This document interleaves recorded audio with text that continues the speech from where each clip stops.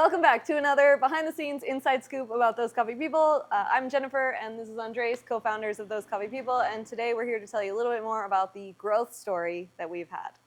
I'm gonna start this part introducing how we differentiate in our roles. As a Colombian guy, I am in charge of the operation. I am in charge of making sure that the culture understands the challenges or requirements of serving an international market. And Jennifer, what do you do? And I'm in charge to make sure that the people who buy from us, who entrust us with sourcing their product and making sure that they get consistent high-quality products, are getting those and having an excellent time and an excellent experience of customer service. Now, as leader of the operation and as culture ambassador, when we started the company, we were doing literally a lot with less. I started with my brother doing the sourcing side. We started knocking doors, trying to understand how can we do this, what was coffee, where to get it, how to transform it, who were the providers, how to get the sacks. It was like a really intense task of just not knowing so much, but still looking for making it well. And we were really lucky and got the chance to meet wonderful people, wonderful producers that opened us the doors to explain us, to teach us, to show us their perspective about how we should do our role. And we started taking those insights about what did it mean the quality, what did it mean the challenges that were around. We were also able to meet wonderful dry mills that help us in this process of transforming the product, logistic agencies that were telling us, okay, guys, you have to be careful with this part, you have to be careful with this other part. And we also started introducing Q graders into our quality team that started giving us the guidelines of how to assess that coffee was good, bad, or like what we needed to have into consideration. Not knowing was really difficult, and trusting that was the truth. It was also a little bit concerning, but the fact that we were always questioning if that thing really makes sense for in an international context for customers that were receiving these products help us to bring another point of view about how maybe the product should be. And something beautiful happened when the producers were actually going back to us and asking if we agree with this part. So we felt we were turning into coaches in one way or other way.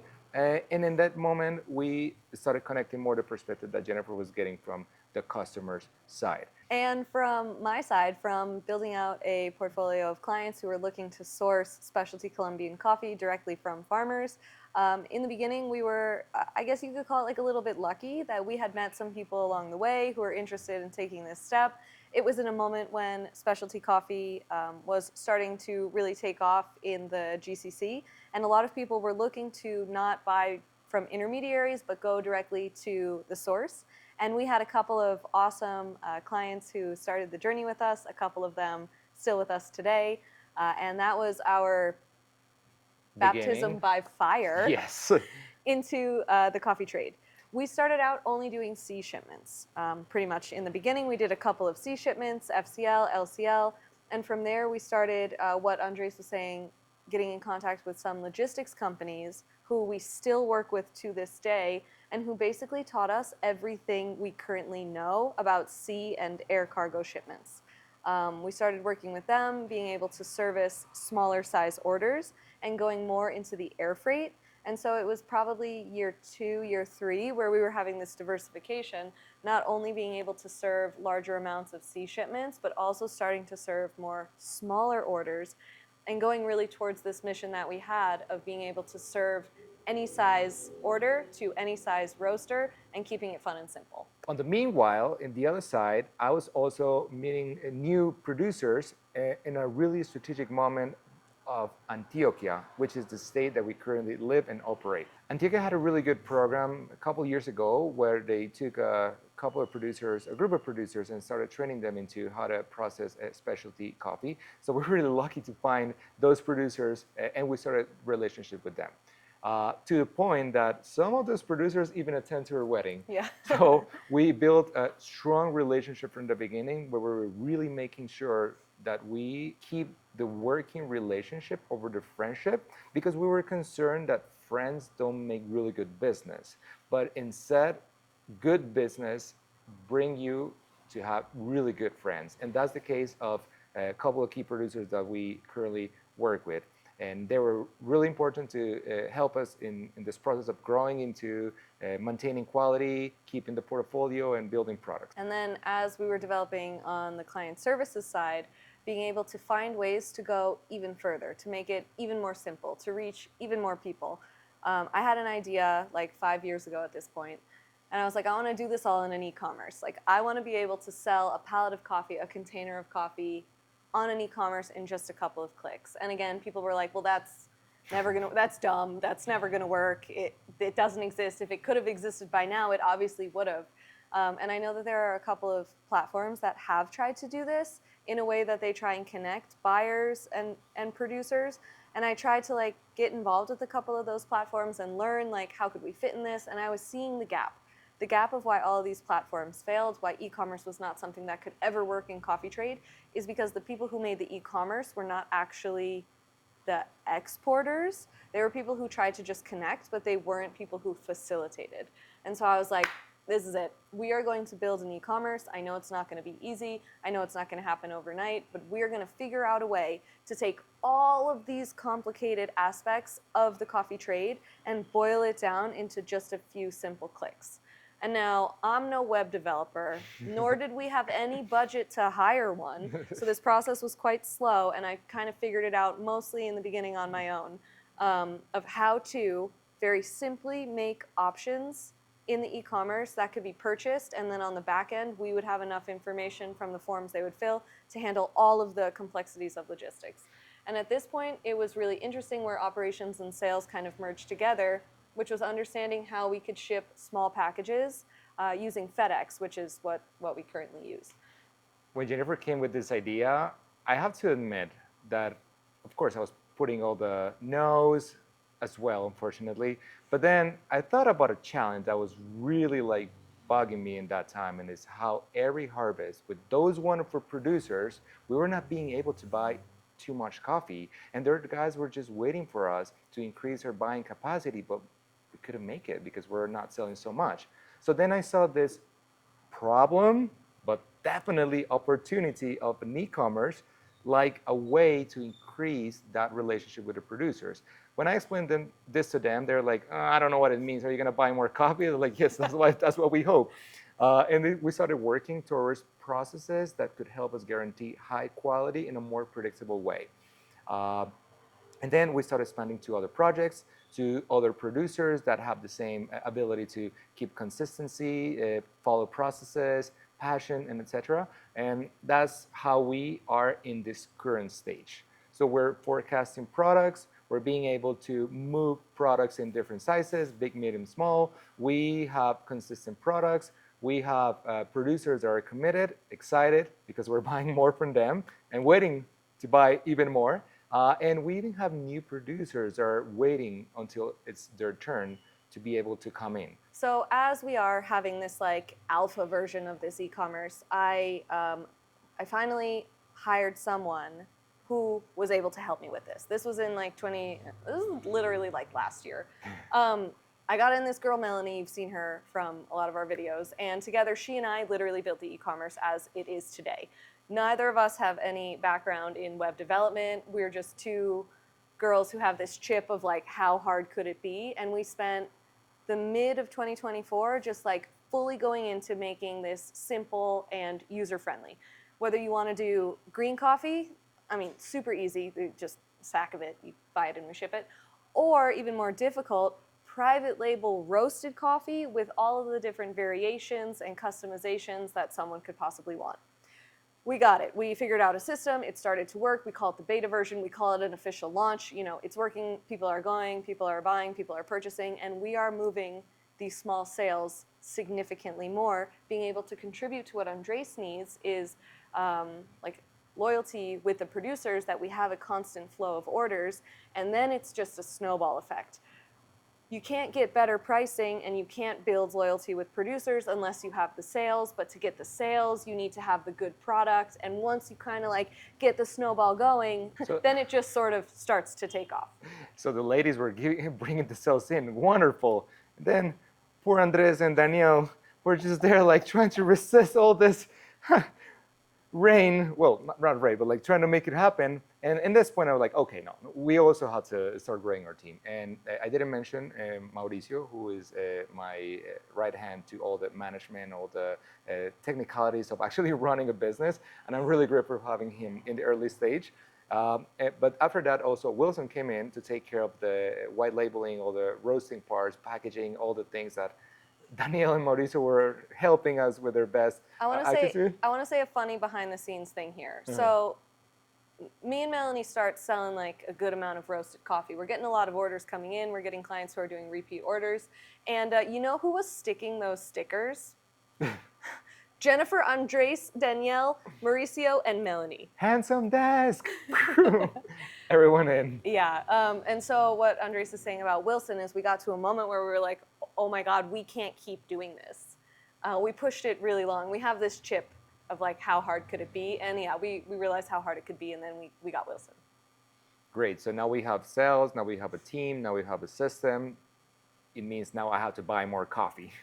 And now here we come more people into the operations team, people that are giving new perspectives about how to ensure quality, people with other experiences that also bring us like another point of view. Really important to have like a right decision into what matches and what doesn't match and what we need to do with the producer in order to bring it up if that's the case, or corrections that definitely has to be made. And this is where we are in operations side. What about? So after we started, flowing with the sales of the e-commerce and having a lot of repeat orders and getting things a little bit more automated, we started looking into our logistics model. So again, where sales and operations kind of blends, and we figured out how we can do pallet shipments using FedEx. So prior to that, pallet size orders had to go by air freight, which means that there's like a formal exportation, that some airline takes it and it's cargo shipped up until some airport, and then it's not cleared. You have to clear it in the airport, and then the client has to go pick it up. And it's not wildly complicated, but it's not easy. And so we were thinking, like, what if we could do door to door? What if we can take care of everything? That from the moment someone arrives to our website, they could literally just select all the sacks that they want, and a pallet would show up free and clear to their doorstep. We were like, oh my God, no, this is it. This is where we're looking to go. This is where we want to be. This is where we could really add value. And this is the point where we're logistically, operationally, and website based in a position that we can do it. And so we did it. We launched it. We figured out how it would work with FedEx. We figured out how it would work with the producers. We figured out how to get the stock model coming in and coming out. And yeah, it's been pretty good. This is our present. And our present also comes with a new space where we have been operating in a more flexible way, more comfortable, being able to guarantee stock, being able to have more like our systems. And we're really grateful for being at this point. So what you're seeing now is where we brought down this couch from the office upstairs. And this is actually the warehouse storage space where we keep all of these coffees. And so these are available when someone makes a purchase online that we just grab and go. So this is a really exciting moment. I feel like finally, after years and years and years of being like, there's gotta be a better way, we gotta make it more simple, we gotta make it more achievable, I feel like we got it. We have a solid system that connects people in destination to producers in origin, where in just a few clicks, they can buy coffee in a fun and simple way. So it's time to scale. So yeah, now next step is how do we reach more people? How do we involve more producers? And this is what I have in mind from the operations side. We are definitely looking for having a more consistent forecasting of production and be able to increase the orders to the current producers that we have. We really want to get more order good coffee, but we are also understanding what are the protocols, what are the main characteristics of those products, because we want to open possibilities to new producers to contribute with this same product. At the end, what we want is that people could work towards a protocol with a more guarantee purchase, because we have a community that is already waiting for those type of products. And this is gonna make us be like a new version of a co-op where producers are bringing their coffees and we're assessing if this matches A, B, or C, and depending to that, we'll be given the payment where we will be honoring quality. This is from the product side. From the operation side, we definitely need to be more automated. More pallets are gonna be coming out. It means more team has to be available. It means more materials has to be available. But we are not looking for having a bunch of guys lifting things. No, no, we're gonna make this like more technical and more automated in a medium long term way. What we kind of like have an idea as a dream are like these big silos, these like airlocked silos. I'm almost imagining like if you've ever been to the M&M store in Times Square, how there's just like all of these silos of different colors of M&Ms. Imagine that, but on a really big scale. With technology, do you know, like air seal and stuff, and we can just have all of these different coffees: Red Bomb, Tropical Summer, Very Berry, Paula 20 Bricks, Evejico, what all of the coffees that we have in these silos. And when we get an order from the e-commerce, it's just like sack to the shipment to your door. And it's funny because people say, and I agree, that coffee, you cannot just print it and, oh, there you go, coffee is available. But actually, imagine what happens if coffee is available and we have it there, we have it ready, so everyone can have access to it and everyone can contribute to the silo. It's a really, how do I say this, ambitious idea, but we believe that this is a really good way to provide value to all the people that are seeing in coffee an opportunity for building next generations or for having a decent life. But I think the difference of getting from where we are now and where we want to be is only like 30 roasters who need a pallet of coffee per month. We're not that far. We're not that far. And I think there's a heck of a lot more of you than 30 in the United States alone right now. And something else is that right now we're buying from not even 1% of the coffee producers that are around us, like less than 4 hours. So the moment that we are able to increase the community or people looking for having access to these type of products, imagine how much families, how much coffee producers are going to be impacted by having this possibility of selling these specialized products. So it's going to be a huge impact for everyone around. Yeah, and I don't know if we said this in this video or the video before it. I think the video before it. That something that really makes me feel like passionate is the story of the underdog. The story of the person who was maybe not set up to have that much success, maybe not set up to win against the big players, but by some exciting thing that happens, by some hard work, by some dedication, maybe a sprinkle of luck, they end up succeeding and beating out the big players. And I think we're not that far away from that. Yeah, and the whole point is not like competing against the big players, because those guys are still really important in the coffee industry and we have no problem with them. It's just showing another possibility to the industry, and for everyone who wants to differentiate or do something different, either producer, either roaster, those coffee people is just another option for the market. So the call to action is, if you find that you align with any of these statements or you want to be a part of this incredible journey, get in contact with us. We love finding roasters or coffee brands who want to participate in this direct from origin experience, who have similar values, who are looking for awesome coffees, and we would love to have you as a part of these coffee people.